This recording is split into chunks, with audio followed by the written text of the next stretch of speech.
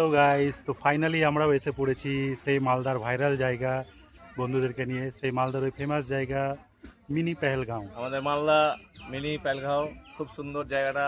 তোমরা সবাই আসো, যারা মালদাবাসী এবং বাইরের যারা আছো সমস্ত আমাদের ফেসবুক বন্ধুদেরকেও বলবো একবার এসে জায়গাটা ঘুরে যাও, খুব ভালো লাগবে তোমাদের, সবার জন্য ওয়েলকাম। তো দেখো তোমাদেরকে চারদিকে লোকেশনটা দেখাচ্ছি। এই যে সেই মালদার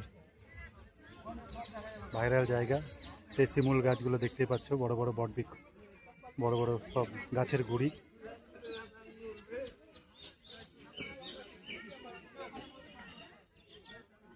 তো এখানে এসে খুবই ভালো লাগছে, এত সুন্দর জায়গা, এত সুন্দর মনোরম পরিবেশ। আমি বলবো সবাই একবার অন্তত পক্ষে এই জায়গাটা এসে ঘুরে যায়। তো ওকে টাটা, বাই বাই।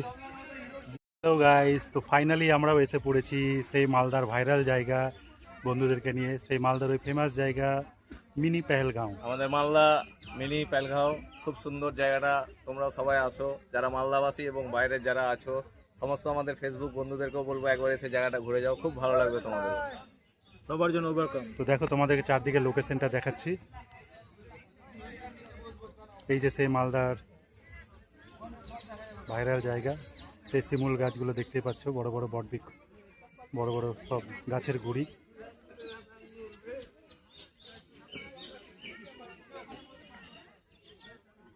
তো এখানে এসে খুবই ভালো লাগছে, এত সুন্দর জায়গা, এত সুন্দর মনোরম পরিবেশ। আমি বলবো সবাই একবার অন্তত পক্ষে এই জায়গাটা এসে ঘুরে যায়।